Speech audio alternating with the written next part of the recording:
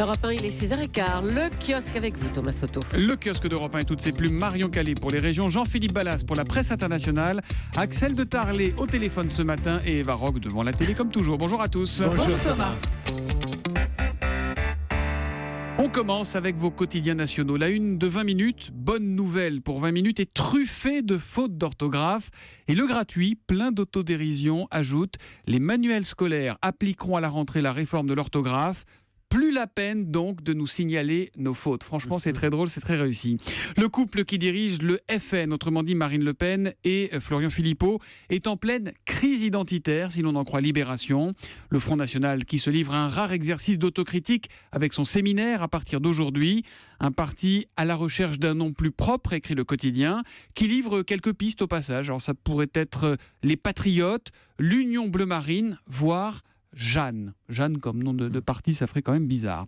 Politique encore en une de l'opinion. Valls-Hollande, un couple, là encore, menacé par la déchéance. Il paraît que l'Élysée et Matignon se rejettent déjà la responsabilité de l'échec probable de la révision constitutionnelle et spéculent sur la candidature du président ou du Premier ministre en 2017. La révision constitutionnelle qui arrive aujourd'hui à l'Assemblée. Il y en a deux autres qui se chamaillent, si l'on en croit aujourd'hui en France cette fois. Ségolène Royal et Emmanuel Macron. Un décret de la loi Macron prévoit de réautoriser l'affichage publicitaire à l'entrée des petites villes de moins de 10 000 habitants. Mais la ministre de l'écologie s'y oppose, d'où cette une, la guerre des panneaux est déclarée. Et puis dernier couple qui bat de l'aile, celui constitué par Paris et Bruxelles, et ça inquiète les Échos, encore le Figaro ce matin. Bruxelles ne croit plus la France, écrit le quotidien. Pour Bruxelles, la France ne reviendra pas à 3% de déficit en 2017.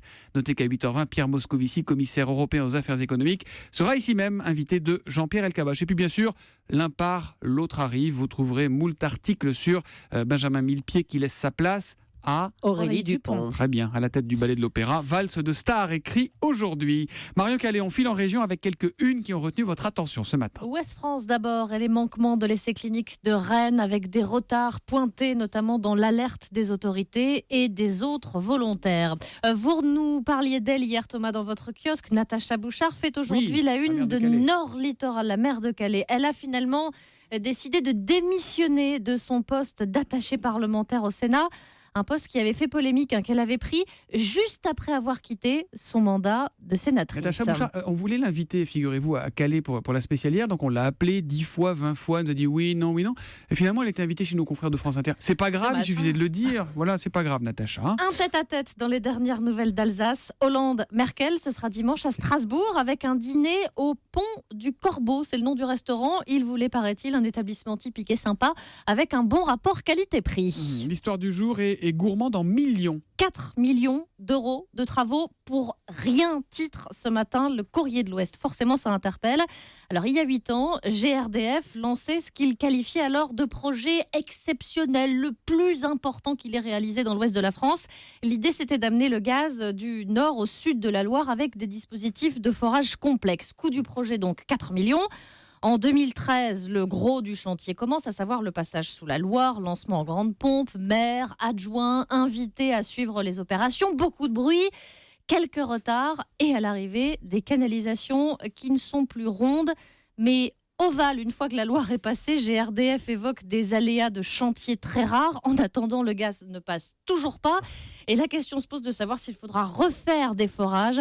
L'affaire est pour l'instant entre les mains des juristes et des avocats. Merci Marion. La presse internationale, Jean-Philippe Ballas ce matin, on en apprend et vous nous en apprenez de belles sur l'homme le plus riche du monde, c'est Bill Gates. Oui, le créateur de Microsoft, l'homme qui murmurait à l'oreille des ordinateurs, mais qui manifestement avait plus de mal avec les filles. Ou quand le milliardaire se laisse aller, à quelques confidences sur ses années collège. Une interview diffusée par la BBC, au cours de laquelle on découvre que Bill était un petit filou. Parce qu'à l'époque, niveau drague, c'est pas vraiment ça. Et donc, il va décider de modifier le programme de l'ordinateur de son école. Pourquoi faire ?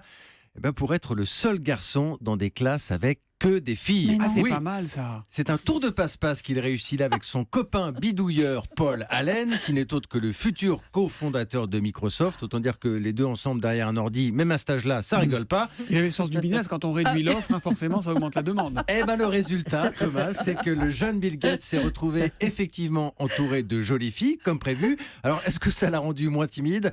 Bah non, il n'a rien tenté de particulier, mais au moins, dit-il, au moins, elles étaient là.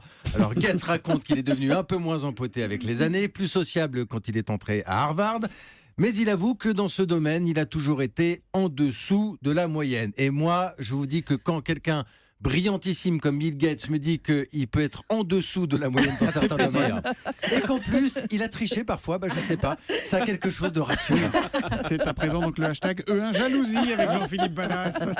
Axel de Tarlet, l'incroyable boom du marché des smartphones d'occasion. C'est à dire Exactement. dans les échos ce matin, Voilà, ça. plus 50% cette année les smartphones d'occasion. Hein. Mais alors ça reste un marché tout petit. Hein. Le marché du neuf, c'est 1,5 milliard de smartphones vendus dans le monde. Le marché des smartphones d'occasion, c'est 120 millions, donc 14 fois moins. Pourquoi ? Parce que c'est un marché qui évolue tellement vite, les smartphones, que si vous n'avez aucune envie d'avoir un vieux smartphone obsolète au bout de 1 an ou 2 ans, Puis neuf, ça coûte cher aussi. plus personne n'en veut. Alors, oui, et donc désormais, ça a une valeur, ça se revend.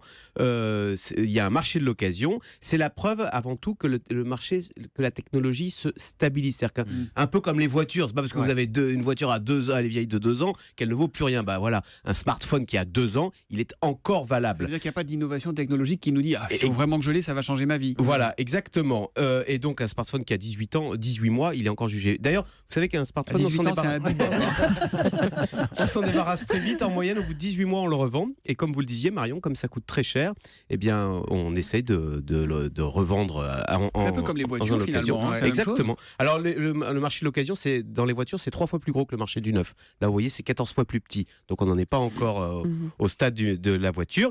Mais du coup, c'est un coup dur pour les smartphones premier prix, qui ont beaucoup de mal à se vendre, puisque vous préférez l'occasion. Eh ben oui, comme 100 quoi, euros. le marché. Oui, Julie. J'ai un iPhone 3 avant. moi. Oui, voilà. Si vous pouvez si quelqu'un veut l'acheter, Les petites annonces commencent. Ah oui. je finance le rachat parce que je vous donne une prime parce qu'on n'en peut plus de votre iPhone qui sonne même quand vous le mettez sur silencieux. Non, mais ça y est, j'ai un nouveau. Mais Sinon, quelqu'un a un berlingot à revendre, un vieux tapis. 504 Peugeot, Voilà. L'aventure c'est l'aventure. Vous avez vu le film ça se Enfin, finit par des le annonces comme 3, ça. c'est limite vintage quand même, l'iPhone 3 maintenant. il est anti-obsolescence programmée, parce qu'il Absolument. marchait toujours. Hein. Enfin, il marche à moitié quoi. Non, Allez, il y a juste la sonnerie qui se dis donc, déclenche. ça vous embête de laisser la parole à Baroque ou pas? Les vacances au ski de François Damien, c'est sur D8 à 20h55. Avec cette musique, vous vous doutez d'où il part, François Lambrouille. Bah au ski, parce que je viens de dire les vacances au ski. Ah oui, c'est vrai, pardon.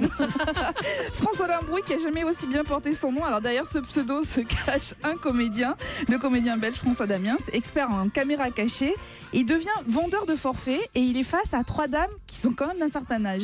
Vous skiez? Non. Vous allez juste vous bourrer la gueule en haut et vous redescendez à pied? C'est ça, on descend après. Hein. Alors c'est comme ça pendant 10 minutes.